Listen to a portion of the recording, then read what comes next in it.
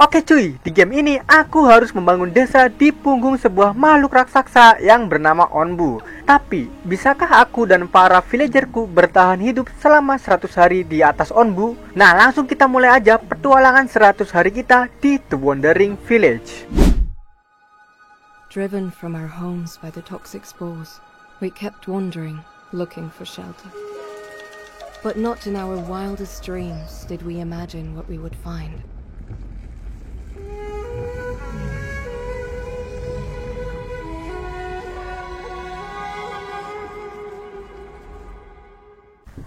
Oke, ini dia guys ya, warga kita cuy, atau villager-villager kita. Dan ini tuh Onbunya, buset, cukup gede ya, bukan cukup lagi, ini gede banget cuy kalau dibandingin sama warga desa. Dan ini, oh itu jalannya tadi kayaknya ya.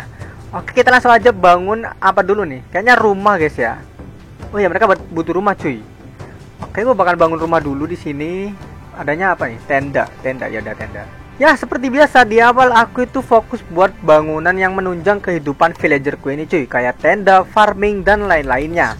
Dan di game ini aku itu harus merhatiin status villagerku ini cuy, kayak yang ada di table ini.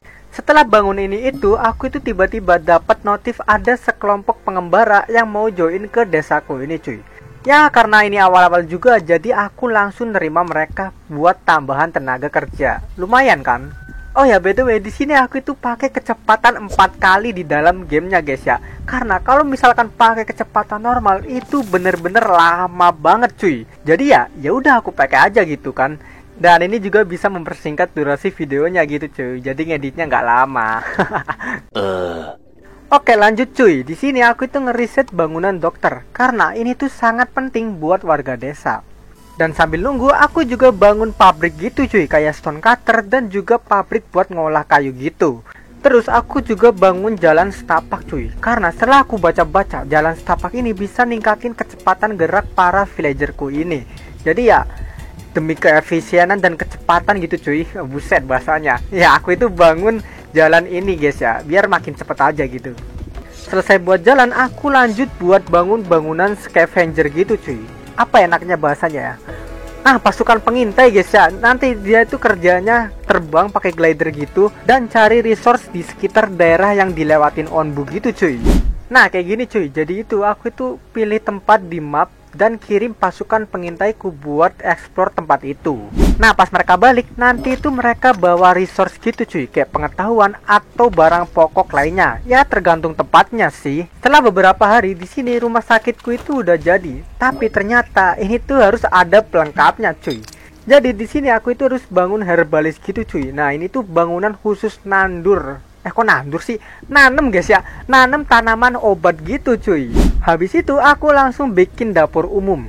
Ya masa dari kemarin villagerku itu makan makanan mentah mulu, kan gak enak gitu cuy. Dan ini tuh harusnya aku bangun dari awal gitu, tapi ya lupa gitu guys.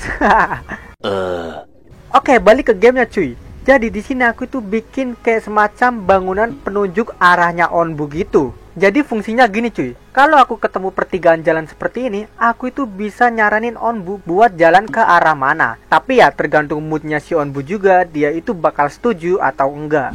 Dan ternyata aku itu salah pilih jalan cuy. Aku itu malah ngambil jalan yang agak berbahaya, karena di sini aku itu ketemu awan yang membawa spora jamur gitu. Dan yang bikin bahayanya, sporanya itu bisa nempel di badan Onbu. Ya, di sini aku itu harus cepet-cepet motongin spora-spora itu, karena kalau nggak aku potongin, ini tuh bisa membahayakan Onbu sama penduduk desa ini cuy. Ya intinya nanti sporanya itu bakal nyebar kemana-mana. Setelah ngelewatin awan kematian, aku itu buat bangunan baru cuy, yaitu Onbu Kitchen dan juga tempat nanam jamur. Oh ya, ini tuh jamurnya beda ya guys ya. Ini tuh jamur yang bisa dibudidayakan dan juga bisa dimakan. Jadi ya aman aja cuy. Tapi pas Onbu Kitchen-nya udah jadi, di sini aku itu kekurangan tenaga kerja. Jadi ya mau gak mau aku itu harus nyari orang dulu. Terus pas aku buka map, kebetulan banget cuy, ada sekelompok orang yang bisa kita angkut. Jadi ya ini mungkin bakal cukup sampai beberapa hari ke depan. Pas desa lagi damai-damainya, di sini aku itu baru sadar cuy, ternyata jamur kematian yang kemarin itu masih ada. Ya mungkin ini aku itu nggak sadar atau nggak lihat gitu cuy, soalnya di pojok areanya. Dan yang parahnya di sini tuh jamurnya udah nyebar ke sebagian area. Jadi di sini itu aku langsung tindak tegas jamur-jamur kematian ini. Tapi ketika jamurnya udah mulai berkurang, tanpa aku sadari Onbu itu mulai masuk ke desert biome atau daerah gurun pasir gitu cuy. Dan ini adalah daerah yang sangat mematikan. Ya, mulai dari sekarang desaku bakal mengalami kekeringan selama beberapa hari. Bahkan buat dapat air aja di sini aku itu harus cari oasis dulu cuy, baru bisa dapat air bersih. Dan gak hanya itu tantangannya, aku juga masih ada jamur-jamur kematian yang harus dibersihin. Asli cuy, ini tuh nyebarnya cepet banget. Apalagi desaku sekarang kan sedang kekeringan. Ya udah, fokusnya itu jadi bubar semua, nggak fokus ke jamur. Dan untungnya sampai saat ini masih aman terkendali cuy, gak ada masalah apapun. Ya namanya juga baru masuk daerahnya kan, jadi ya masih bisa bertahan dikit-dikit lah. Tapi semua itu berubah ketika aku mulai berjalan semakin jauh ke dalam gurun. Ya, desaku itu ngalamin krisis pangan yang cukup ekstrim cuy. Bahkan ada beberapa warga desa yang mati karena kelaparan. Dan hal ini menjadi tanda awal kehancuran desa ini. Dan akhirnya setelah berhari-hari melewati daerah gurun, Onbu itu akhirnya mulai masuk ke daerah pegunungan lagi. Tapi kalau kalian ngira desaku itu udah aman, kalian salah cuy. Justru ini adalah part terburuk dalam video ini. Walaupun aku itu udah ngelewatin daerah gurun, tapi krisis pangannya itu masih berlanjut cuy. Bahkan aku bisa bilang kalau ini tuh lebih parah dari part yang ada di gurun tadi. Sumpah guys, di sini aku itu udah kehabisan ide buat nyelesain masalah ini. Karena mau cara apapun yang aku lakuin itu masih tetap aja krisis pangan cuy. Dan ditambah villager itu meningsoy satu persatu karena kelaparan. Jadi tenaga kerjanya juga ikut berkurang. Alhasil desanya itu nggak produktif. Ya, di sini aku itu pasrah dengan keadaan. Hari berlalu begitu cepat dan sekarang villagerku itu tinggal 2 orang. Dan ditambah ini 2 lagi jadi 4 guys ya. Oke lah, lumayan cuy. Ya, sekarang desaku ini udah jadi sepi banget cuy. Bahkan ini tuh hampir menjadi desa hantu gitu. Tapi untungnya tadi tuh aku masih ada 2 villager yang masih hidup cuy. Kalau nggak ada, wah udah game over ini, nggak bisa dilanjutin. Nah sekarang aku itu harus mikir cuy, gimana caranya villagerku itu bisa survive sampai hari ke 100. Tapi gak lama setelah itu villagerku itu pada pindah alam lagi cuy. Jadi sekarang sisanya tinggal 2 orang lagi. Tapi tenang aja cuy, di sini aku itu belum nyerah sama sekali. Aku langsung membagi tugas villagerku, yang satu bertani dan yang satunya lagi fokus ngumpulin air. Karena menurutku ini adalah satu-satunya cara agar mereka itu bisa bertahan hidup. Tapi kadang aku juga jadiin mereka pasukan pengintai cuy, buat cari resource di sekitar Onbu. Ya lumayan kan buat nambah-nambah yang ada di desa. Oh ya cuy, sekarang aku juga udah mulai masuk ke biome lautan. Ya walaupun nanti aku itu mungkin nggak bakal ada perubahan juga ya di sini. Tapi ya it's okay guys ya, ini tuh bagus cuy. Soalnya pemandangannya itu nggak ngebosenin. Karena pas malam hari ada ikan pari yang nyala gitu cuy. Dan ini rasanya itu adem banget cuy kalau dilihat. Apalagi ditambah ngeliatin kakinya Onbu pas berenang, itu kayak gemoy banget gitu cuy. Buset dah. Ya setidaknya ini tuh bisa jadi hiburanku pas lagi bosen cuy.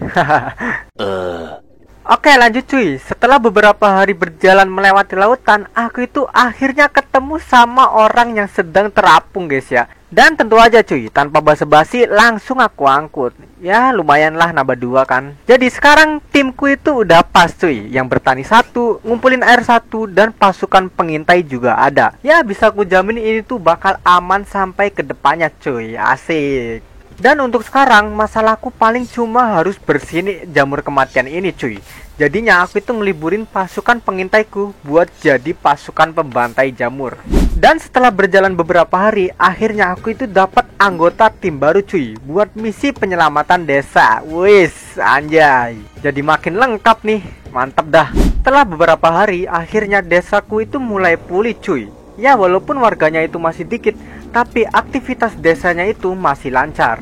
Dan seiring Onbu berjalan, warga desaku juga ikut bertambah. Jadi mungkin ini udah aman aja guys ya sampai ke depan-depannya lah. Nah tapi pas aku udah jalan cukup lama, di map itu ada satu tempat yang agak mencurigakan.